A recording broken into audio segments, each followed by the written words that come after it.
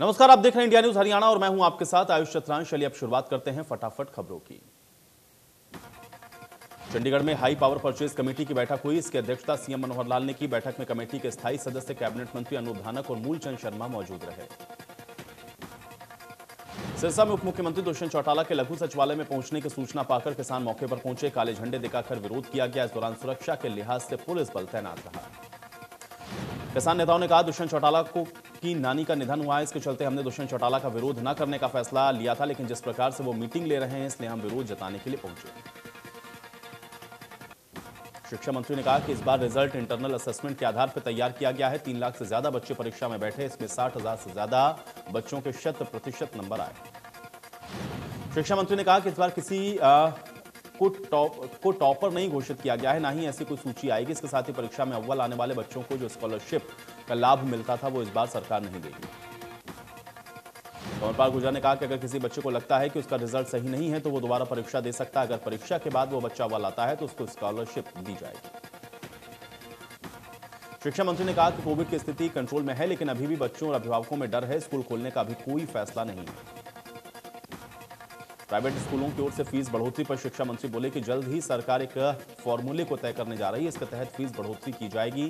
Corona काल में fees बढ़ाना गलत है।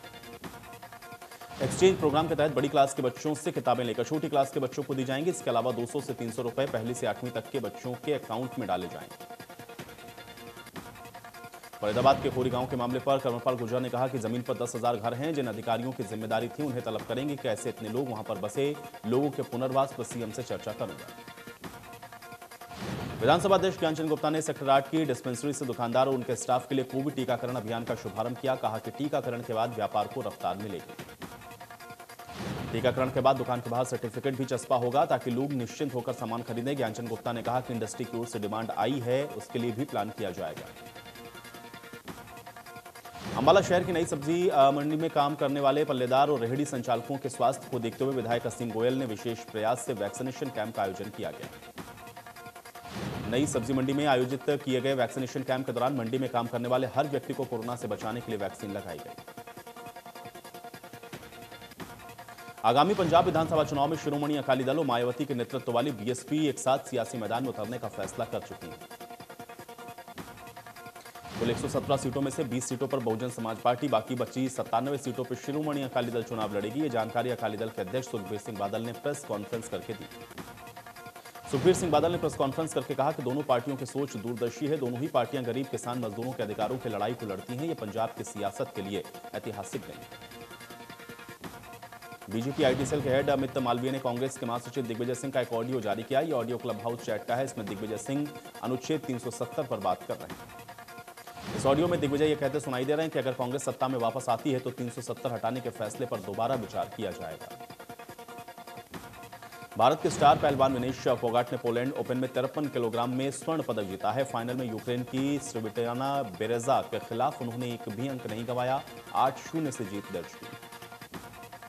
26 साल के विनेश का यह सत्र का तीसरा खिताब है। उन्होंने मार्च में माटियो पेलिकोन और अप्रैल में एशियाई चैंपियनशिप का स्वर्ण पदक भी अपनी झोली में डाला था। सीएम मनोहर लाल ने ट्वीट करके विनेश फोगाट को बधाई दी है। भविष्य के लिए उनको शुभकामनाएं भी दी।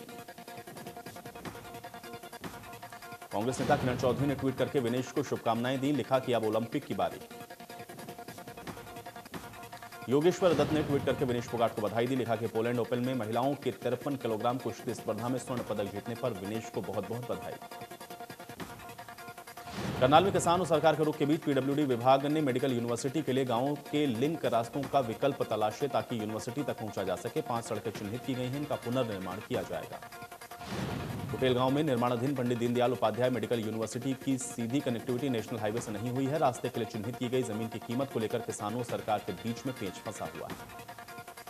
साल 2014 में बीजेपी सरकार बनने के बाद कुटेल गांव में मेडिकल यूनिवर्सिटी का निर्माण सीएम मनोहर लाल की पहली घोषणा थी। घोषणा के 7 साल बीतने के बाद भी इस प्रोजेक्ट को सही दिशा और गति नहीं मिल पाई। राष्ट्रीय राजमार्ग 44 से करीब 5 किलोमीटर दूर कुटेल गांव की पंचायती जमीन पर करीब 2000 करोड़ की लागत से मेडिकल यूनिवर्सिटी का निर्माण हो रहा है। यूनिवर्सिटी निर्माण के प्रथम चरण का काम चल रहा है। कोरोना से ठीक होने वाले लोगों के लिए सोनीपत के सिविल हॉस्पिटल में उमंग निःशुल्क परामर्श केंद्र बनाया गया है। इसके तहत रोजाना 20 से 30 मरीजों को अलग अलग डॉक्टर्स निःशुल्क परामर्श दे रहे हैं। किसी भी तरह की भ्रांति को दूर करने के लिए साइकोलॉजिस्ट और डाइट को ठीक करने के लिए डाइटिशियन निःशुल्क परामर्श दे रहे हैं, जो कि मरीजों के लिए काफी कारगर साबित हो रहा है। दिव्यांग या असमर्थ लोगों के लिए होम आइसोलेशन की हेल्पलाइन नंबर के तहत ही परामर्श हो रहे हैं। कानपुर में बनाए गए सेंटर में रोजाना 30 डॉक्टर्स का पैनल निःशुल्क परामर्श दे रहा है। सिरसा में पुलिस ने रात में नाइट डोमिनेशन अभियान चलाया है। इस दौरान आने जाने वाले सभी वाहनों को चेक किया गया। वाहनों में मौजूद चालकों से आने जाने की वजह पूछी गई है। बस स्टैंड के बाहर भी पुलिस नाका लगाया गया। आने जाने वाले सभी वाहनों की चेकिंग की गई। भिवानी में नाइट डोमिनेशन अभियान के तहत एसपी अजीत सिंह शेखावत सड़कों पर उतरे, चौक चौराहों का दौरा किया, लापरवाह दिखे पुलिसकर्मियों को लताड़ लगाई। एसपी अजीत सिंह शेखावत ने कहा कि नाइट डोमिनेशन अभियान के तहत औचक ड्राइव भी चलाई गई है। इसका मकसद आपराधिक वारदातों पर अंकुश लगाना है, पुलिस कर्मचारियों की कार्यशैली को भी जांचना है। एसपी ने यह भी बताया कि शहर के नाकों में से 2-3 नाकों पर पुलिसकर्मी गैर मौजूद पाए गए हैं। उनके खिलाफ विभागीय कार्रवाई अमल में लाई जाएगी। नाइट कर्फ्यू के दौरान बेवजह घूमने वालों पर एक्शन लिया जाएगा। भिवानी में महिला पुलिस कर्मचारियों ने अधिकारियों के नेतृत्व में चौक चौराहों पर वाहन की चेकिंग की है, लोगों को ट्रैफिक नियमों का पाठ पढ़ाया। अंबाला में अवैध शराब का धंधा जोरों पर चल रहा है। इसको लेकर के पुलिस को बड़ी कामयाबी मिली है। अंबाला के मंडोर में शराब से भरे 2 ट्रक पकड़े गए। पुलिस को गुप्त सूचना मिली, इसके आधार पर पुलिस ने अवैध गोदाम पर छापा मारा। बाहर से शटर बंद मिला, लेकिन अंदर जाने पर गोदाम के अंदर 2 शराब के अवैध ट्रक मौजूद पाए गए।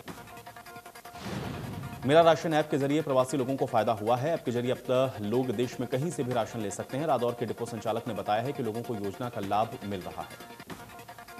यूपी के रहने वाले लाभार्थी ने कहा कि मेरा राशन ऐप से पहले उन्हें राशन लेने के लिए यूपी जाना पड़ता था, लेकिन उसके लिए उससे पैसे और समय दोनों की बर्बादी होती थी। अब उन्हें यहीं पर राशन मिलता है। सुप्रीम कोर्ट के आदेश पर कोरेगांव में तोड़फोड़ का फुल प्रूफ प्लान तैयार हो गया है। ड्रोन सर्वे के बाद स्थिति क्लियर है। 6,500 से अधिक अवैध निर्माण में बुलडोजर चलेगा। प्रशासन ने कार्रवाई के लिए रणनीति बनाई। सोनीपत में नगर निगम के कर्मचारियों पर लगे रिश्वत मांगने के आरोप के बीच जिला व्यापार मंडल संगठन के प्रधान ने ज्वाइंट कमिश्नर और कमिश्नर से मुलाकात करके कार्रवाई की मांग की। शिकायतकर्ता ने मामले की ऑडियो और सीसीटीवी फुटेज गृह मंत्री अनिल विज तक भी पहुंचा दी है। जिला व्यापार मंडल के पदाधिकारी एसपी और स्थानीय थाना में लिखित शिकायत देकर कार्रवाई की मांग करेंगे। सोनीपत में मुरथल रोड पे नगर निगम कर्मियों पर निर्माण कार्य नहीं गिराने के एवज में 1,50,000 रुपए रिश्वत मांगने के आरोप लगे थे। शिकायतकर्ता ने मामले के ऑडियो सोशल मीडिया पर भी वायरल किए थे। ऑडियो में नगर निगम के बिचौलिए शुरुआती स्तर पर 1.5 लाख रुपए की मांग कर रहे हैं। बाद में मामला 1,30,000 में तय होता है। ज्वाइंट कमिश्नर ने ऑडियो रिकॉर्डिंग को नकार दिया और कहा कि इस ऑडियो को कंफर्म नहीं किया जा सकता है, यह सोनीपत की है। मामले में संलिप्तता अगर पाई जाती है तो कार्रवाई होगी। फरीदाबाद में सीएम फ्लाइंग ने पुलिस के साथ मिलकर 2 कॉल सेंटर का भंडाफोड़ किया है। बिना लाइसेंस के कॉल सेंटर चलाए जा रहे हैं। टीम ने मौके से 9 लोगों को गिरफ्तार किया है। कॉल सेंटर से विदेशी नागरिकों को लूटने का काम हो रहा था। दोनों कॉल सेंटर में के इलेक्ट्रॉनिक उपकरण पुलिस ने बरामद किए। अंबाला में पुलिस ने छापेमारी करके 21 लोगों को जुआ खेलते हुए भी गिरफ्तार किया है। पुलिस ने इनसे 1.5 लाख रुपए बरामद किए हैं। बताया जा रहा है कि जुए का यह सारा खेल एक घर के अंदर चल रहा था। जांच अधिकारी ने बताया कि उन्हें सूचना मिली कि मार्केट में काफी लोग जुआ खेलते हैं। इसी के आधार पर उन्होंने कार्रवाई की है। आरोपियों को काबू किया गया। यमुनानगर में फैक्ट्री संचालक संदिग्ध हालत में लापता हो गया। फतेहपुर नहर की पटरी के पास एक एक्टिवा मिली है, उसका कुछ सामान भी वहां से बरामद किया गया। नहर किनारे फैक्ट्री संचालक की एक्टिवा मिलने से उसके नहर में डूबने की आशंका जताई गई है। पुलिस मामले की जांच कर रही है। गोताखोरों की टीम की मदद से सर्च ऑपरेशन चलाया जा रहा है। पलवल के हसनपुर थाना पुलिस ने राशन डिपो पर गरीबों को बांटा जाने वाला अनाज पकड़ा है। पुलिस ने होडल हसनपुर रोड पर रामगढ़ गांव के पास आटा बनाने वाली बाबा आटा मिल पर छापेमारी की है। पुलिस ने मिल से ट्रक चालक और कंटेनर चालक समेत मिल मालिक को भी गिरफ्तार किया है। इसके साथ ही अनाज की 770 बोरियां बरामद की हैं। पुलिस ने आरोपियों के खिलाफ मामला दर्ज किया है, जांच शुरू कर दी। थाना प्रभारी राजेश कुमार ने जानकारी देते हुए बताया है कि थाना हसनपुर पुलिस को यह सूचना मिली कि राशन को बाबा आटा मिल में उतारा जा रहा है। पुलिस ने छापेमारी की है। पुलिस के मुताबिक ड्राइवर्स ने कहा गया कि इसको आटा मिल लेकर के जाना है। पुलिस गिरफ्तार किए गए लोगों से मामले में शामिल लोगों के बारे में भी पूछताछ कर रही है। पानीपत में स्टडी वीजा पे लंदन भेजने के नाम पे 14 लाख रुपए की ठगी करने का मामला सामने आया है। इस मामले में एसपी ने आर्थिक अपराध शाखा को जांच करने के आदेश दिए। गुरुग्राम के सेक्टर 56 थाना क्षेत्र में सुबह 6 बजे मॉर्निंग वॉक पर निकले रिटायर्ड कर्नल से रास्ता पूछने के बहाने 2 बाइक सवार बदमाशों ने चेन स्नेचिंग की वारदात को अंजाम दिया। पुलिस को दी गई शिकायत में रिटायर्ड कर्नल ने बताया है कि सेक्टर 55 की सोसाइटी में वो रहते हैं। मामले में एससीपी क्राइम के मुताबिक सीसीटीवी फुटेज को खंगाला जा रहा है। जल्दी स्नेचर को गिरफ्तार किया जाएगा।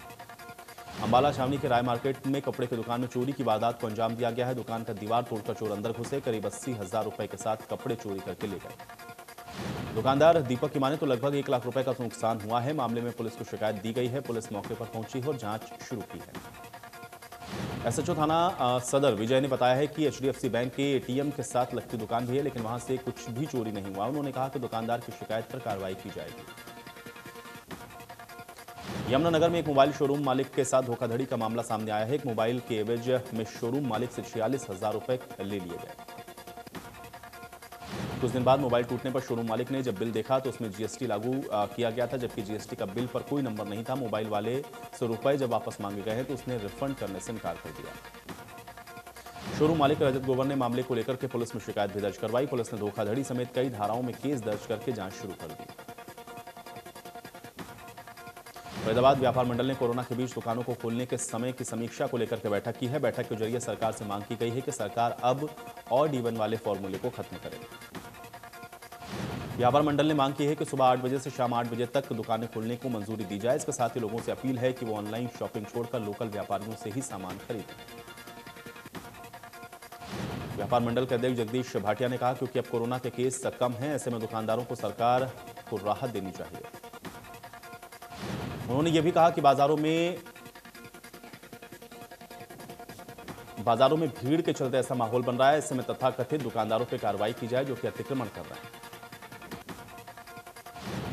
सिरसा स्वास्थ्य विभाग ने कोरोना की तीसरी लहर से निपटने की तैयारियां शुरू कर दी है। सरकार वैक्सीनेशन करने में तेज गति से प्रयास कर रही है। स्वास्थ्य विभाग के अधिकारियों के अनुसार कोरोना और ब्लैक फंगस पर पिछले कई दिनों से लगातार कंट्रोल हुआ है, लेकिन अब कोरोना की तीसरी लहर की आशंका है, जिससे निपटने की तैयारियां शुरू कर दी गई। सिरसा नागरिक अस्पताल के सीएमओ डॉक्टर मनीष बंसल ने दावा किया है पिछले कई दिनों से सिरसा जिले में कोरोना के केस कम मिले हैं। जिले में 5% से ही कम कोरोना और ब्लैक फंगस के मरीज हैं। गुरुग्राम में कोरोना के करीब 1,80,000 से ज्यादा मामले सामने आए हैं। करीब 900 लोगों की सरकारी आंकड़ों के अनुसार कोरोना से मौत हुई है। अब तीसरी लहर की भी संभावना जताई गई है। बताया जा रहा है कि तीसरी लहर बच्चों पर प्रभाव डाल सकती है। मनोवैज्ञानिक भी मानते हैं कि मानसिक मजबूती होगी तो बच्चे इस बीमारी से बच सकते हैं। मनोवैज्ञानिक शौर्या गहलावत के मुताबिक बच्चों को मानसिक तौर पर मजबूती के लिए उन्हें कुछ बातों का ख्याल रखना होगा। बच्चों को शारीरिक तौर पर भी मजबूत बनाया जाए, इसके लिए उन्हें स्क्रीन से दूर रखें। माता पिता को बच्चों की पूरी बात को सुनना चाहिए, उन्हें कोरोना की जानकारी दें, साथ ही खाना खिलाएं, उन्हें समय पर सुनाएं। इन सभी से इम्यूनिटी बढ़ेगी, तनाव खत्म होगा।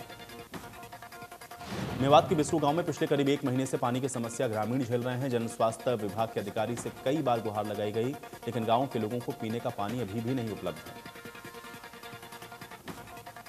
ग्रामीणों का कहना है कि बिसरू गांव में सबसे ज्यादा पानी की किल्लत कुरैशी मोहल्ले में है। गांव की महिलाओं और बच्चों को सारा दिन दूर दराज इलाके से पानी भरने में जाता है। बिसरू गांव में जन स्वास्थ्य विभाग ने करोड़ों रुपए की पाइपलाइन तो बिछा दी है, लेकिन घरों में कनेक्शन नहीं होने की वजह से लोगों को पीने का पानी नहीं मिलता।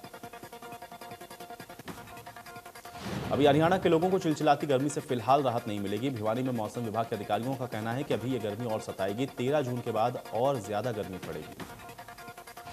मौसम विभाग के मुताबिक 28 जून के बाद लोगों को राहत मिलेगी। 28 जून के बाद मानसून हरियाणा की ओर दस्तक देगा। लोगों को गर्मी से कुछ राहत मिलेगी। भोसली में संदिग्ध हालत में युवक ने ट्रेन के आगे कूदकर जान दे दी है। युवक की उम्र 25 साल बताई जा रही है। पुलिस ने शव को कब्जे में लेकर सरकारी अस्पताल में रखवाया। युवक की जेब से 2 मोबाइल नंबर मिले हैं। इसके आधार पर युवक की शिनाख्त करने की कोशिश हो रही है। पुलिस इस पूरे मामले की जांच कर रही है। गुरुग्राम में प्रेमी से तंग आकर 22 वर्षीय युवती ने होटल में पंखे से लटककर आत्महत्या कर ली है। परिजनों ने पुलिस को शिकायत में कहा है कि आरोपी ने शादी का झांसा देकर युवती के साथ दुष्कर्म किया है। परिजनों का आरोप है कि जब युवती गर्भवती हो गई तो उसको आत्महत्या के लिए मजबूर किया गया है। पुलिस ने मृतका के पिता की शिकायत पर सेक्टर 14 पुलिस स्टेशन में मामला दर्ज करके जांच शुरू कर दी। प्रदेश में कोरोना के 463 नए केस सामने आए हैं। 24 घंटे में 43 लोगों की मौत हो गई है। 1036 से ज्यादा मरीज ठीक हुए हैं। एक्टिव केस 5000 से ज्यादा। देश में कोरोना के मामलों में लगातार गिरावट दर्ज की गई है। 24 घंटे में 84,000 से ज्यादा नए केस हैं। 4,000 से ज्यादा मरीजों की मौत हुई। दूसरी लहर के बीच में अब देश में एक्टिव केस 10 लाख से ज्यादा हैं। कोरोना के मरीजों के ठीक होने के रिकवरी रेट में बढ़त हुई है। 24 घंटे में 1,21,000 मरीज रिकवर हुए। दिल्ली में 24 घंटे में 238 नए केस हैं। 24 मरीजों की जान गई है। दिल्ली में अब 3,000 से ज्यादा एक्टिव केस हैं। दिल्ली के मुख्यमंत्री अरविंद केजरीवाल ने कहा कि कोरोना की लहर बेहद खतरनाक थी। इस बार बहुत ज्यादा लोग बीमार पड़े, लेकिन हम सब लोगों ने मिलकर इसका मुकाबला किया। केजरीवाल ने कहा कि तीसरी लहर को लेकर के उन्होंने चेताया है, अब देश भर में कोरोना की तीसरी लहर का खतरा है। तीसरी लहर से निपटने के लिए तैयारियां करनी होंगी। केजरीवाल ने कहा कि आम दिनों में 150 टन ऑक्सीजन की जरूरत होती थी, जब दूसरी लहर में 700 टन ऑक्सीजन की जरूरत पड़ी। तीसरी लहर आने की उम्मीद सत्य है, इसलिए ऑक्सीजन स्टोर की क्षमता को बढ़ाया गया। केजरीवाल ने कहा है कि दिल्ली के 9 अस्पतालों में 22 ऑक्सीजन जनरेटर प्लांट शुरू किए गए हैं। इन सबकी कुल क्षमता 17 टन है। दिल्ली में 27 ऑक्सीजन जनरेटर प्लांट लगा दिए जाएंगे। तेल कंपनियों ने फिर से पेट्रोल डीजल की कीमतों में बढ़ोतरी की है। भारतीय बाजार में पेट्रोल का रेट 27 पैसे प्रति लीटर और डीजल का भाव 23 पैसे प्रति लीटर महंगा हुआ। तेल की कीमत में हुए बदलाव के बाद दिल्ली में पेट्रोल 96 रुपए 12 पैसे प्रति लीटर, डीजल 86 रुपए 98 पैसे प्रति लीटर पहुंच गया है। मुंबई में पेट्रोल 101 रुपए के पार। दिल्ली के लाजपत नगर में एक कपड़े के शोरूम में आग लगने की घटना सामने आई है। आग की सूचना मिलते ही 30 दमकल की गाड़ियां मौके पर पहुंची हैं। आग पर काबू पाने की कोशिश हो रही है। जानकारी के मुताबिक सेंट्रल मार्केट में केएफसी के पास कपड़े के शोरूम में आग लगने की घटना हुई है। आग की भीषण लपटें देखकर आसपास के लोगों में अफरा तफरी मच गई। आतंकियों ने जम्मू कश्मीर के सोपोर के आरमपोरा में पुलिस और सीआरपीएफ की संयुक्त टीम पर हमला कर दिया है। हमले में 2 पुलिसकर्मी शहीद हो गए हैं, 2 नागरिकों की जान चली गई। हमले में कई लोगों के घायल होने की जानकारी है। सुरक्षा बलों ने सर्च ऑपरेशन चलाकर आतंकियों की तलाश शुरू कर दी है। कश्मीर के आईजी का कहना है कि सोपोर में इस हमले के पीछे आतंकी संगठन लश्कर-ए-तैयबा का हाथ है।